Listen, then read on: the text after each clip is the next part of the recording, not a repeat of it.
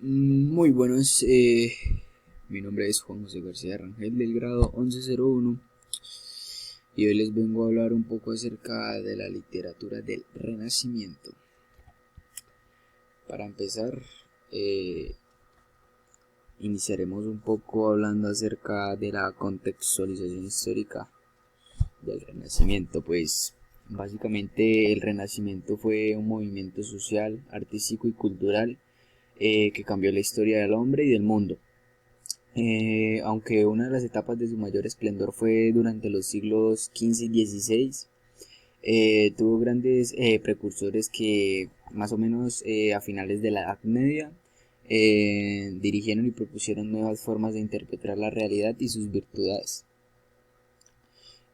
Así pues, como que el Renacimiento tomó inicio y surgió como una respuesta a un mundo dominado pues principalmente por la iglesia y el pensamiento religioso, que en ese entonces era como el centro de todas las cosas. Pues para ello las sociedades de Europa Occidental, especialmente en lo que pues, hoy en día es Italia, desmintieron y desempolvaron los textos, mitos y valores que habían configurado el pensamiento de las sociedades grecolatinas pues en la antigüedad antes de que llegara el Renacimiento. Y pues todo eso se aplicó en un movimiento que puso al hombre como centro y medida de todas las cosas, al cual se le denomina el humanismo, pues que es es una corriente filosófica que en ese entonces fue la más importante de la época.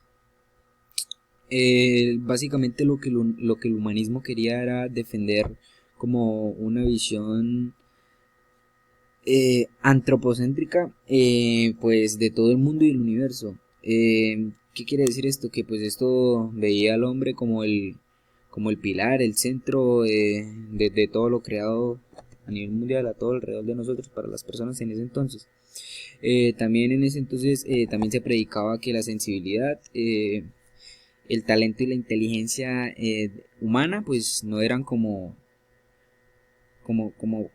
se pensaba en la Edad Media, pues que eran supuestamente dones divinos otorgados por Dios,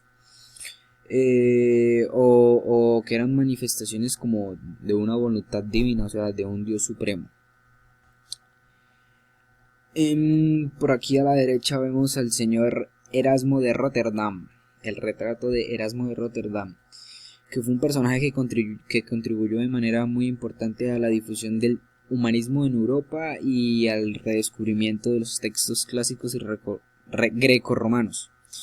Él fue quien sumió la tarea de recopilar fábulas y refranes de las antiguas Grecia y Roma y tomar todo esto y explicar su origen y el significado. Ahora pasamos a las características principales del movimiento literario del Renacimiento.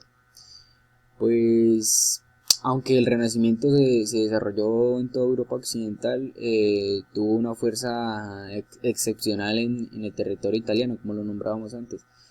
Pues que no solo algunos de los personajes más importantes del periodo del Renacimiento nacieron allí, sino que fue como a partir del desarrollo del italiano como la lengua oficial del Renacimiento y pues de los escritores en la lengua vernácula, que ésta se consolidó en un nuevo estilo literario, en el Dolce Stil Novo. Otra de las características principales de él fue que la literatura del Renacimiento pues es la ilusión a las musas. ¿Qué quiere decir esto? Que es una figura femenina a la que el poeta invoca para escribir. Pues en el caso de algunas obras como la Divina Comedia, la invocación a las musas es reemplazada por la ilusión a una mujer real, por la que el poeta profeta o sea, como que lo profesa en un sentimiento amoroso. También cabe dar un dato ahí que para los poetas del Renacimiento el amor no era un sentimiento, y pues, sino que era como una experiencia que pasaba o trascendía espiritualmente. También pues era muy común que en la literatura renacentista antiguamente se describiera un lugar paradisíaco ideal, en donde el hombre pues pudiera estar como en una forma perfecta y que estuviera en armonía con toda la naturaleza sin ningún problema, en paz. Otra característica de la literatura, y hablando un poco en general, el arte renacentista, que por decirlo así exploraba la relación del ser humano con lo divino. Pues gracias a esto muchas de las obras producidas en la época involucraban algún tipo como de viaje espiritual, como a otro mundo, a un momento como de iluminación divina, como lo hablamos antes, que todo en el humanismo se daba así. Bueno, pues otro lado tenemos por aquí a la Mona Lisa, dando a conocer como las características que sobresalen de ella en el Renacimiento y por qué se da aquí. Pues el retrato de Lisa Gerenardi, o más conocido como la Gioconda o también la Mona Lisa. Es una obra pictórica del polimata renacentista italiano, como todos lo conocemos, es Leonardo da Vinci, que esta fue adquirida por el rey Francisco I de Francia a comienzos del siglo XVI, y pues desde ese entonces es propiedad del Estado francés. Esta se halla expuesta en el Museo del Louvre de París, siendo sin duda la joya, el centro de atención o como se pueda llamar, de todas las colecciones. La Mona Lisa, pues como lo nombraba antes, es una obra que pertenece al género del retrato pictórico, que pues este género fue impulsado, así llamado por en el Renacimiento, y puede considerarse pues como una verdadera revolución, pues esta expresa abiertamente el interés antropocéntrico de ese periodo. Tenemos que la Mona Lisa es considerada como la obra central o la más famosa que se ha dado pues en la literatura del Renacimiento. Listo, como siguiente paso tengo aquí el análisis de la novela de Lazarillo, de mi punto de vista y todo aquello que se evidencia pues con la portada y con el libro como tal. Pues tradicionalmente se había identificado esta obra como la curación del garrotillo, pues que nombre con el que se conocía la difteria y que se creía podía curarse cauterizando la garganta. Pero la menciona la novela picaresca de anónimo autor, más o menos del siglo XVI. En el inventario de bienes de Goya corrigió la interpretación de la escena. En un interior oscuro, alumbrado por llamas de fuego, encontramos a un hombre con aspecto descuidado y un muchacho vestido con harapos y pues un poco medio eso, como lo podemos ver en la portada.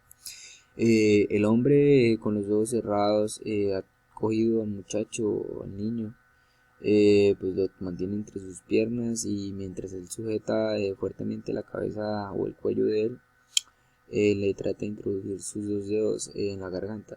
Pues el niño como que bota un reflejo en sus ojos, como con los ojos entornados, pues de la incomodidad y el dolor que siente al meter los dedos del hombre.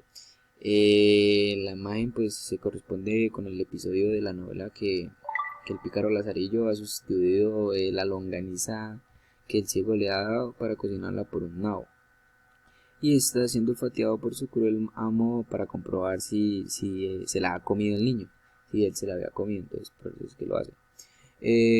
Ya hablando más así normal en la novela, los personajes que están representados pues con total realismo, más o menos con sus detalles de sus atuendos pobres, sus aspectos, sus fachas, como lo quieran llamar. Pero el tema también es propicio para incluir como ciertas dosis de comicidad e ironía, y pues así los rasgos de los protagonistas están algo como caricaturizados, o sea como un poco de caricatura pero a la vez realista, porque lo vemos muy real, es como una pintura totalmente realista, eso es lo que es. Pues el escenario en el que se encuentran, pues no se ve como ninguna ambientación, no hay ningún lugar en especial, y pues por eso Goya tan solo ha incluido pues el fuego que se ve ahí como a la derecha y pues alguna línea que subieron de profundidad ahí en el fondo. Y pues eso es todo en el Lazarillo de Tormes, como en el análisis general. Pues bueno, esta fue mi exposición del grado 1101. Les habló Juan José García Rangel. Muchísimas gracias.